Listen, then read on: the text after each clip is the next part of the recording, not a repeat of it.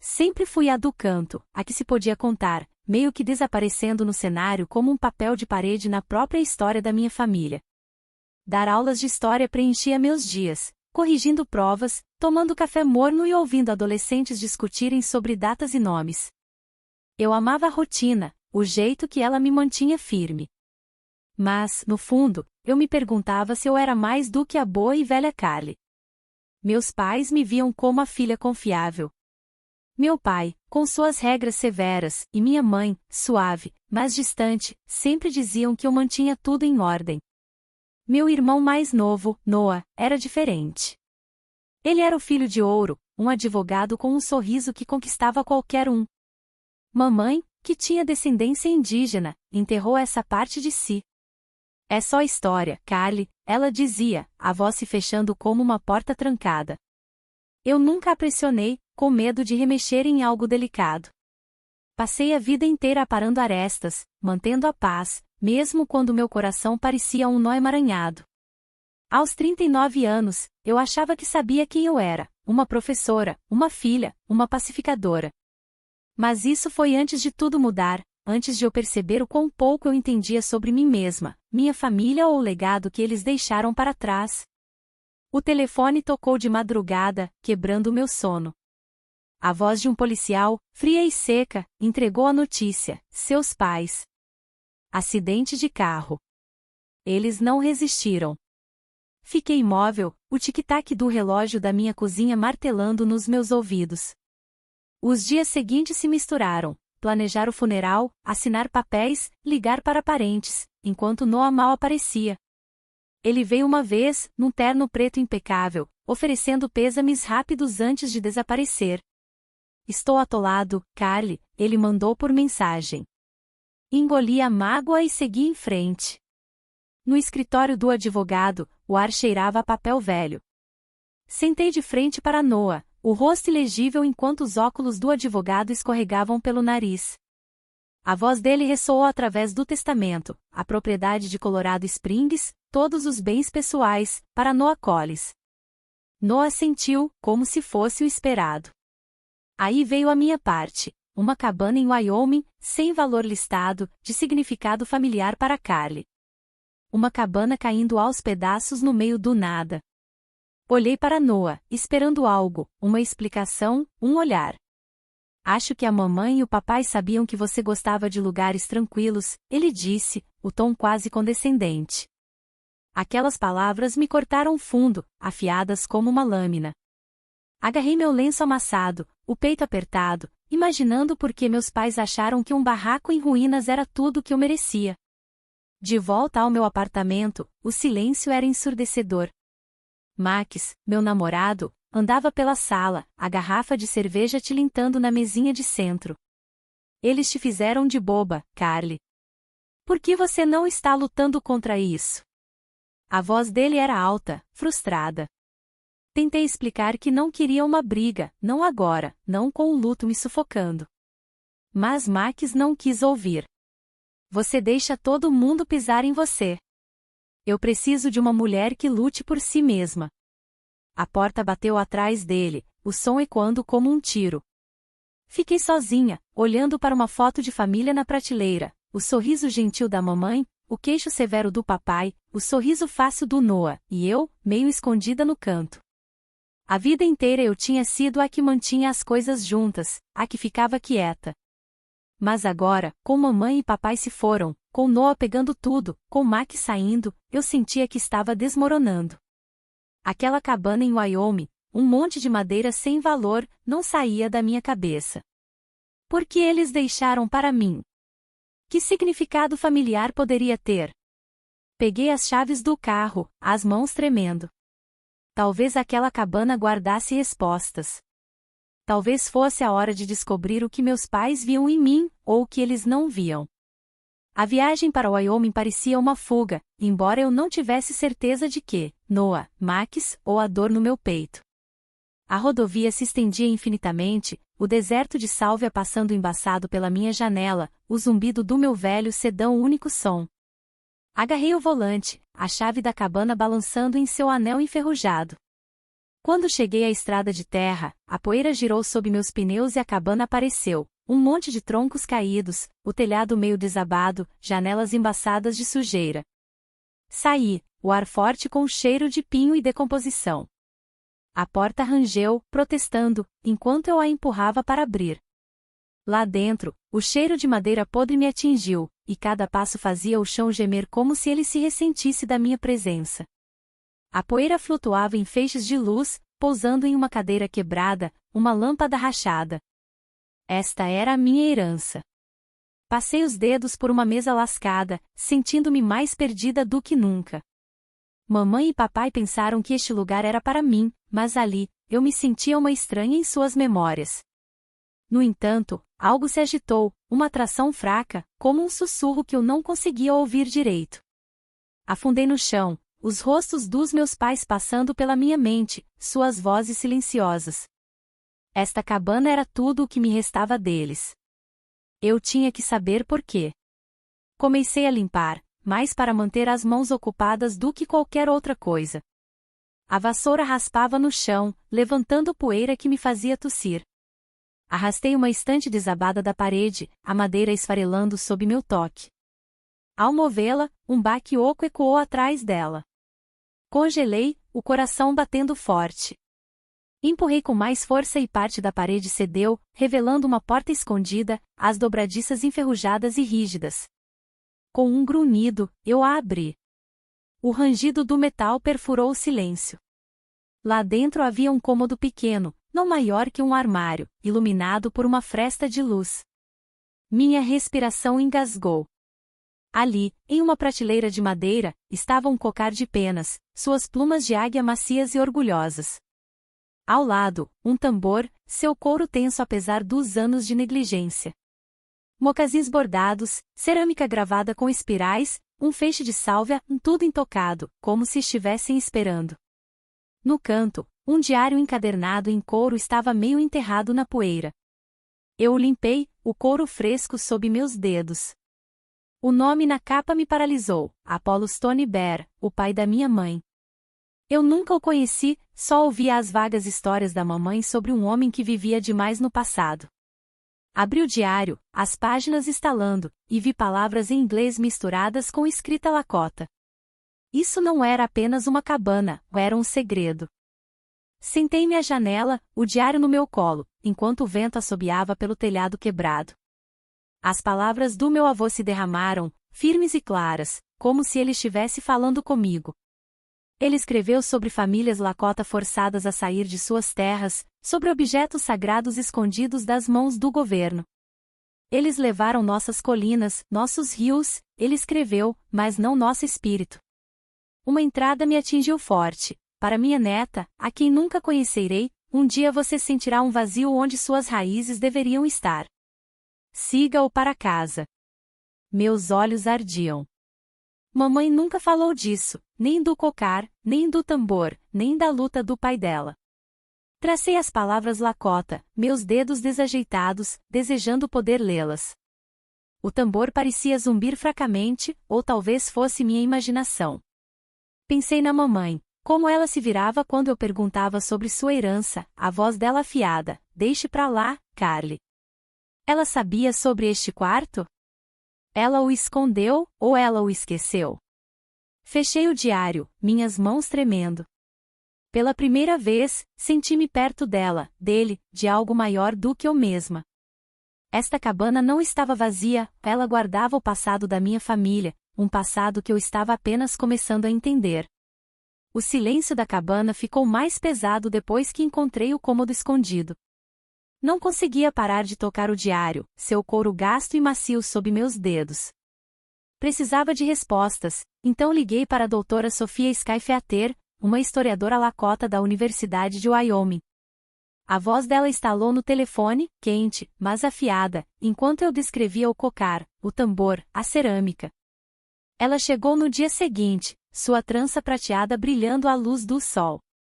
Entrou no cômodo escondido, suas botas batendo suavemente no chão rangente, e ofegou. Carly, ela disse, os olhos arregalados, estes são sagrados.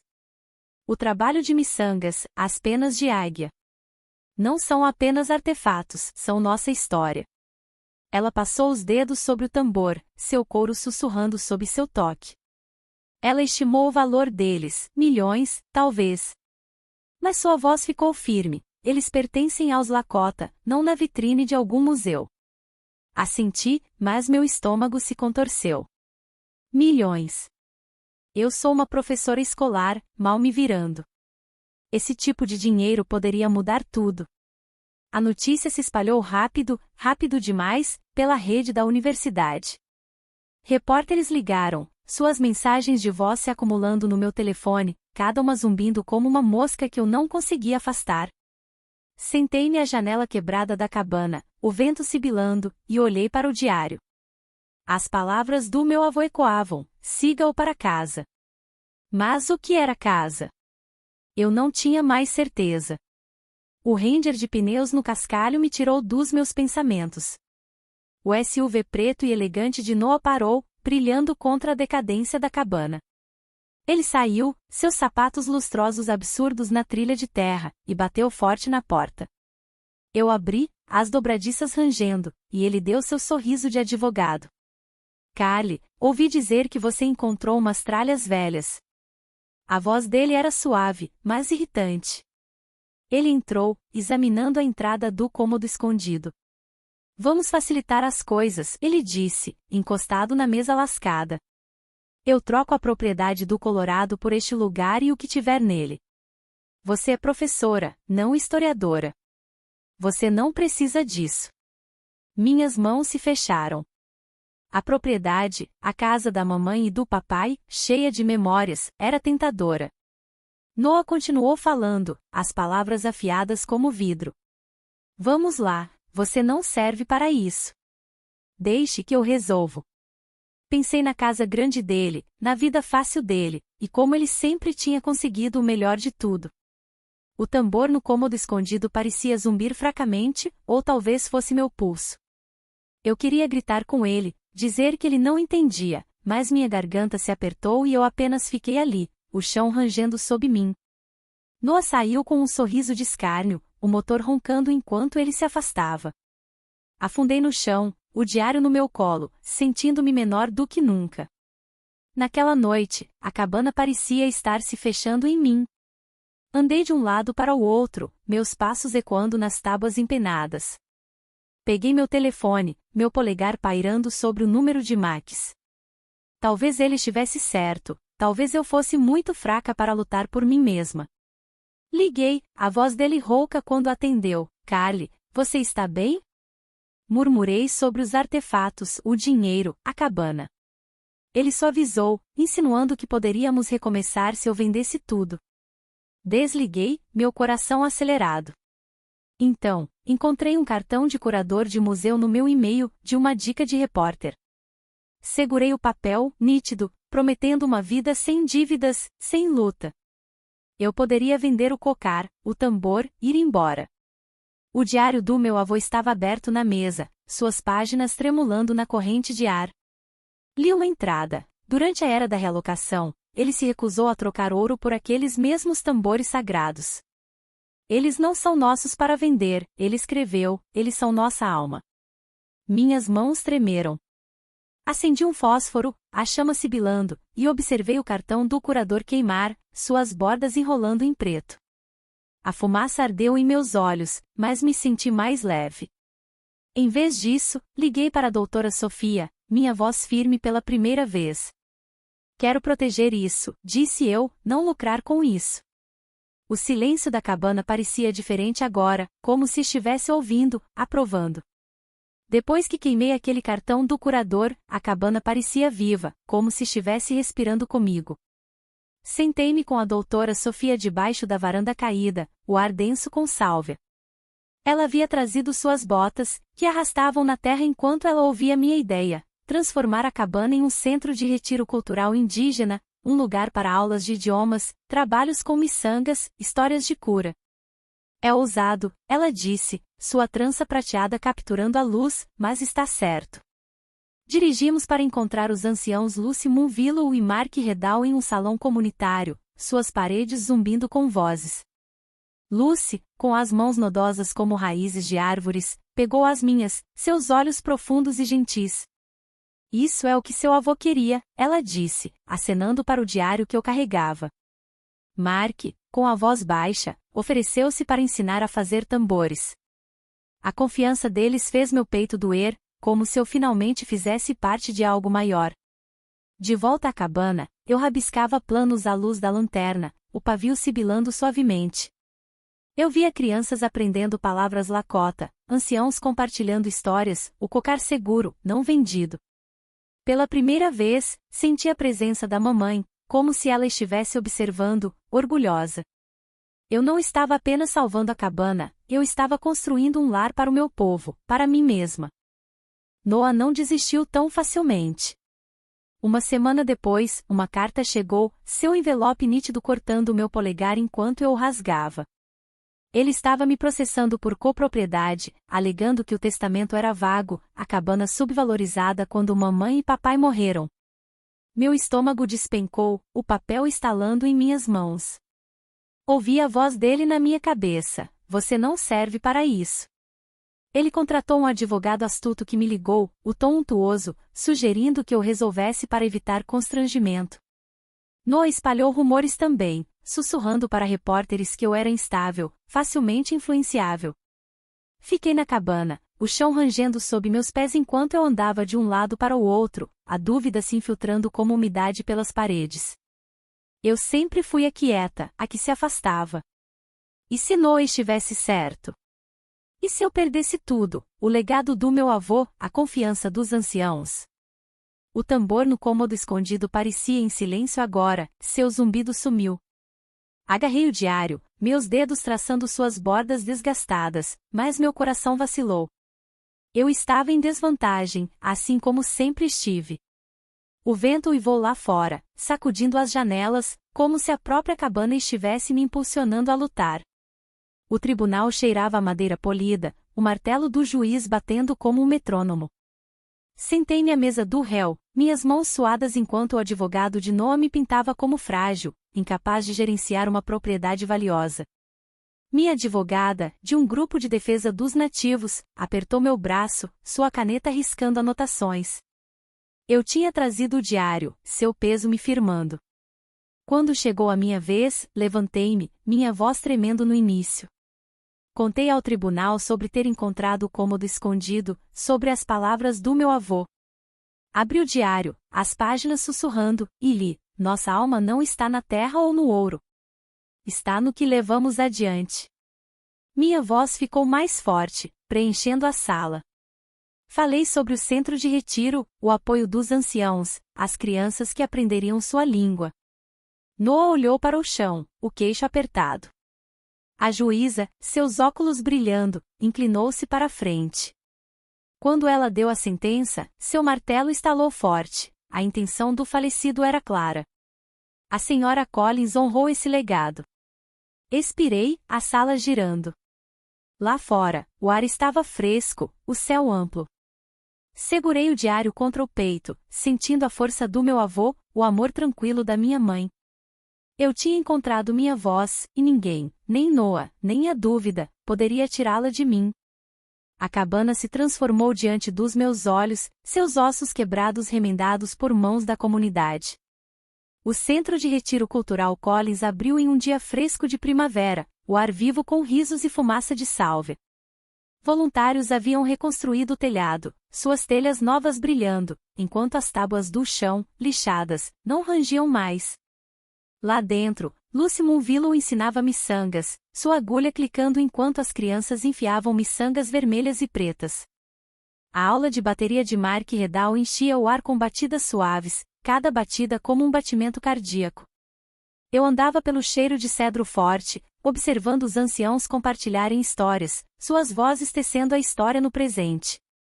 Um menino praticando olá em Lakota sorriu para mim, sua língua tropeçando nas sílabas. Agarrei o diário do meu avô, seu couro aquecido em minhas mãos, sentindo o orgulho tranquilo da mamãe, seu coração meio Lakota finalmente em paz. Isso não era mais apenas uma cabana, era um lar para nossa língua, nossa cura, nosso povo. Eu estava na varanda, o vento suave agora, e olhei para as montanhas. Por anos eu tinha sido invisível, mas aqui, cercada por vozes e propósito, eu me via claramente. Este era o meu legado, construído não com dinheiro, mas com amor. Max apareceu uma tarde, sua caminhonete roncando no estacionamento do Retiro. Ele se encostou na porta, suas botas arrastando no cascalho, e sorriu como se nada tivesse mudado. Este lugar é incrível, Carly, ele disse, a voz suave. Ele insinuou um novo começo, seus olhos procurando os meus. Lembrei-me das palavras dele, como ele queria uma mulher que lutasse. Olhei para a cabana, suas janelas brilhando com a luz das lanternas, e não senti nenhuma vontade de voltar. Max, eu disse, minha voz firme, eu não me perdi. Eu me encontrei. Você queria outra pessoa. O sorriso dele se desfez, mas ele assentiu, o cascalho rangendo enquanto ele se afastava. Observei a caminhonete dele desaparecer, a poeira se assentando. Deixá-lo ir pareceu como tirar uma pele velha. Voltei para o Retiro, o som do riso das crianças se espalhando, e soube que estava exatamente onde pertencia. A cerimônia de nomeação veio ao anoitecer, o céu listrado de rosa. Um fogo crepitava no círculo, suas faíscas dançando para cima. Lucy Munvilo, seu chale farfalhando, me chamou para a frente. A batida do tambor pulsava baixa e firme enquanto ela falava. Você retornou a nós, ela disse. Eu encarei a multidão, anciãos, crianças, Sofia, e falei, minha voz clara. Eu pensei que era invisível, mas eu apenas não tinha sido vista pelos meus próprios olhos. O fogo sibilou, as estrelas brilhantes acima. Senti a mão do meu avô, o sorriso da minha mãe me guiando para casa. Uma jovem Lakota se aproximou de mim no Retiro, suas mãozinhas agarrando um desenho. O papel amassou quando ela o entregou, um esboço da cabana sob uma lua brilhante, suas janelas claras. Minha avó diz que podemos vir aqui para lembrar, ela disse, a voz suave, mas clara. Ajoelhei-me, a grama fresca sob mim, e vi meu reflexo em seus olhos escuros. O Retiro zumbia atrás de nós, riso subindo como fumaça. Coloquei o desenho no meu bolso, suas bordas macias contra meus dedos. Este lugar, antes quebrado, agora guardava nossas histórias, nosso futuro. Eu não era mais invisível. Naquela noite, sentei-me junto ao fogo, seu estalo preenchendo o silêncio. Abri o diário do meu avô, o couro quente, e li a última página. Você encontrou a chave, ele escreveu, não para a porta, mas para si mesma. As palavras afundaram fundo, como raízes. A luz do fogo dançava nas paredes da cabana, agora um forte. Eu vi o sorriso da mamãe, senti seu coração no meu. Fechei o diário, as páginas sussurrando ao se fechar. Eu estava em casa, carregando o legado do meu avô, pronta para que a próxima filha encontrasse o seu. Obrigada por ouvir a história de Carly. Se você gostou desse vídeo, por favor curta e compartilhe para nos apoiar a trazer mais histórias emocionantes, e se inscreva no canal para não perder nenhum lançamento. Até o próximo vídeo.